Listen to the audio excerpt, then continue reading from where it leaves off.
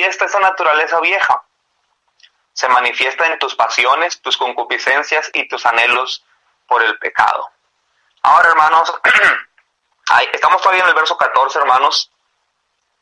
Sino que cada uno es tentado cuando de su propia concupiscencia es atraído y seducido. Hermanos, quiero que notes la palabra propias o propia concupiscencia. Es cierto que todos somos susceptibles a los pecados que prohíbe la Biblia, pero note que cada persona tiene sus propios deseos o concupiscencias. Unos son atraídos por los pecados secretos, otros son atraídos por la hipocresía, otros son atraídos por el mal abierto y evidente. ¿Por qué? Porque, ¿verdad que, bueno, yo no sé mucho de pesca, no sé el hermano Hugo, pero yo sé que no todos los pescados o todos los peces se pescan con la misma carnada. Hay diferente carnada para cada pez. Así como no todas las carnadas son iguales para los diferentes tipos de peces, tampoco todas las concupiscencias son iguales para las mismas personas. Por eso, hermano, es esto. Preocúpate por tu propia concupiscencia y deja a los demás hermanos en paz. Tú tienes tus propios pecados, tienes tu propia viga y quieres sacar la paja de los ojos de otros. A veces somos muy buenos para ver los pecados de los demás y juzgar los pecados de los demás, pero ¿qué hay de ti? Tú tienes tu propia concupiscencia y cada creyente debe preocuparse primero por su propia concupiscencia, pedirle a Dios que la borre, la erradique, la minimice, la suprima. Y después oras por los demás. Pero un hombre llamado Richard Baxter escribió esto, hablando de los predicadores. No lo tengo ahorita aquí conmigo, lo voy a parafrasear. Él, hablando de los predicadores, dijo: no sea que tú seas esclavo del pecado contra el cual predicas. No sea que tú con tus labios, con los cuales dices que no se debe chismear, chismeas.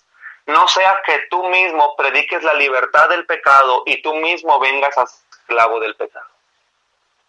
Hermanos, lo que estoy tratando de decir esto es que a veces como cristianos hablamos de ciertas cosas que los demás no deben hacer y no te fijas que tú tienes tus propias concupiscencias. Y somos muy dados a engrandecer los pecados de los demás y a minimizar los propios. Santiago dice: sino que cada uno es tentado cuando de su propia concupiscencia. Hermano, identifica tu propia concupiscencia, tus propios deseos carnales, tus propios deseos pecaminosos y pídele a Dios que los quite, que te ayude a superarlos. Pero fíjate en tu propia concupiscencia. Si todos los hermanos de las iglesias hicieran esto, nos evitaríamos muchos problemas de andar juzgando a otros. Seguimos.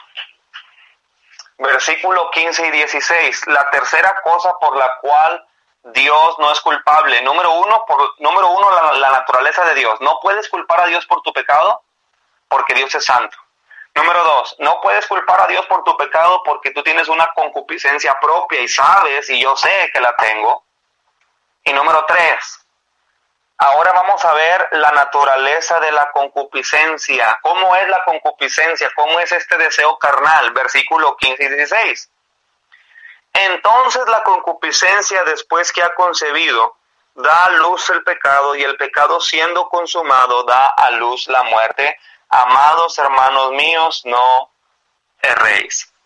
Bien, Santiago, ya después de que identifica la naturaleza del hombre, es decir, la concupiscencia, ahora va a cambiar la metáfora. Ahorita estábamos allá, pues al pecado. Así que, hermano, esta lucha se libra en tu mente. Si tú aprendes a identificar que el pecado empieza con un deseo tuyo, empieza con los ojos, empieza con el sentimiento, entonces vas a luchar y vas a llenar tu mente de la palabra de Dios. ¿Con qué limpiará el joven su camino? Con guardar tu palabra. En mi corazón he guardado tus dichos para no pecar contra ti. Por favor, hermano que me escuchas, o si conoces a alguien, No dejes que el pecado te consuma.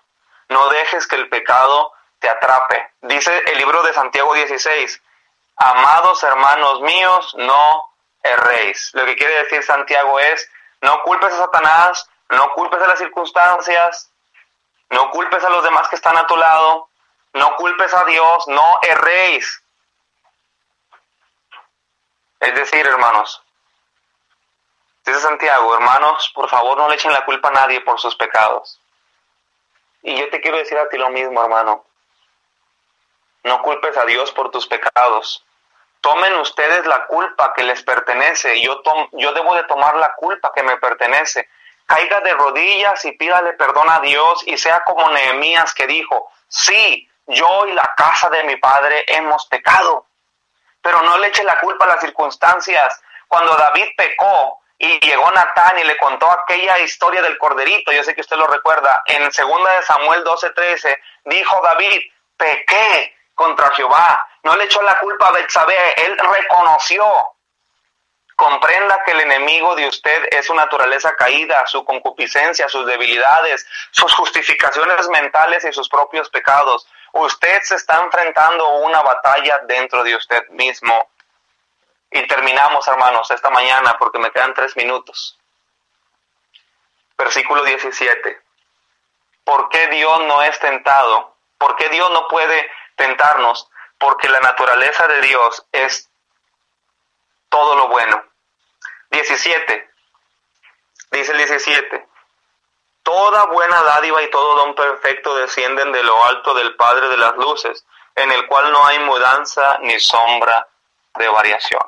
Por último, hermanos, Santiago afirma que Dios no es responsable de nuestro pecado o de nuestras tentaciones a las que sucumbimos, porque Dios ha puesto claro que todo lo que Él nos ha dado es una dádiva y un don perfecto. Es decir, Dios te salvó a ti, pero no te salva para que vayas al pecado otra vez, sino que Dios te da toda dádiva y todo don perfecto, es decir, todo don de santidad y todo don de verdad. Y luego dice que Él es el Padre de las luces.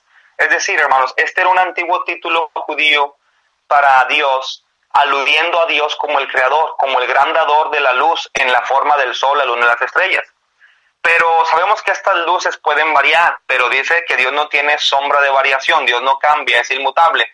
Lo que significa este pasaje, hermano, es esto. Cuando nosotros como hijos de Dios recibimos de forma abundante y continua las bendiciones más valiosas, gratas y bondadosas que nuestro Padre Celestial puede concedernos, ¿por qué deberíamos sentirnos atraídos hacia el mal? Si Él nos da todo lo bueno que conduce a la paz, al gozo, a la verdad, a la alegría, el pecado nos llevará a la ruina, a la angustia, a la decepción y a la muerte. ¿Por qué deseamos el mal? ¿Por qué deseamos el mal si Dios nos da todo lo bueno? Dios nos da la santidad, el amor. El pecado nos trae la muerte y la vergüenza. Dice Santiago, hey, ¿por qué deseas el mal? ¿Por qué te dejas ser llevado por tu concupiscencia? Hermanos, ¿cuál es el consejo de esta mañana? Santiago 1:12. Bienaventurado el varón que soporta la tentación.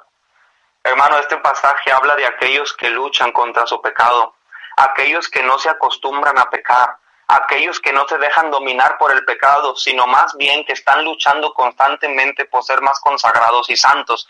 Esa es la evidencia de la salvación, que un hombre de Dios y una mujer de Dios no se esclavizan al pecado, sino que constantemente están luchando para dejar el pecado.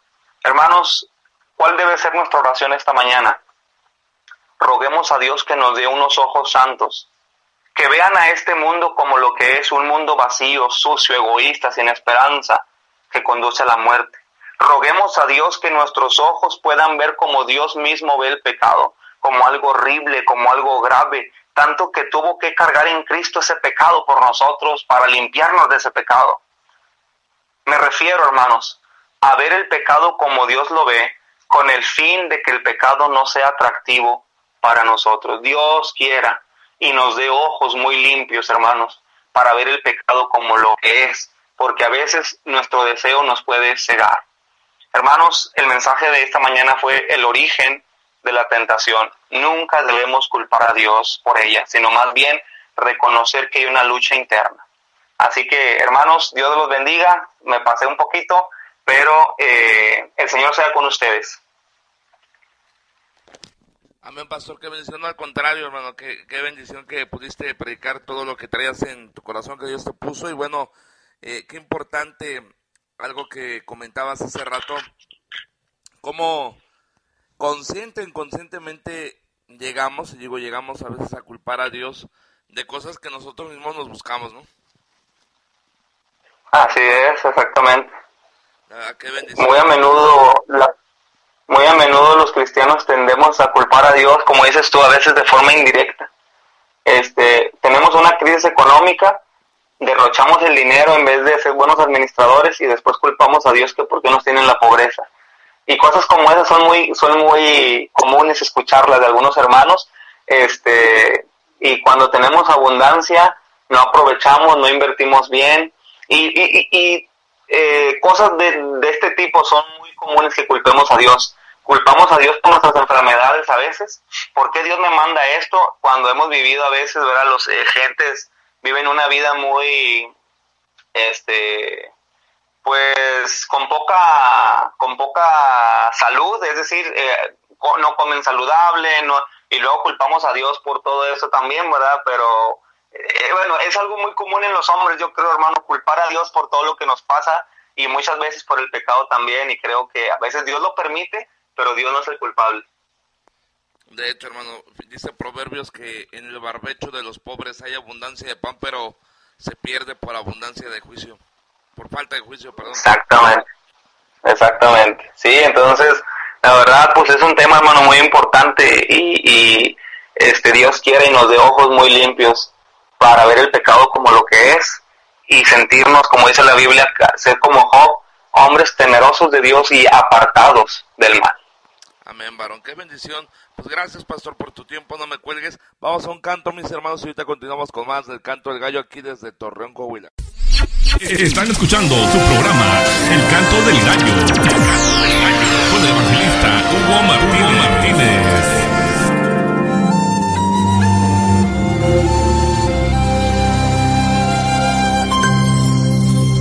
La gente en las calles se agolpa en multitud. Jesús cayó agotado, el castigo soportó. Fue cruz pesada y dura y el precio de su amor. Al seguir a Cristo al Gólgota, a la sombra de la cruz, a la sombra de la cruz.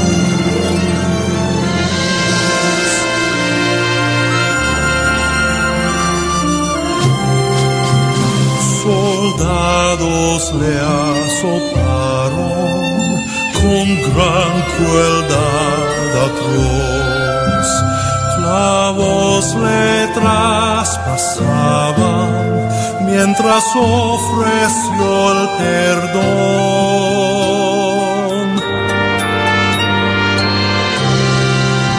Su hermosa sangre fluye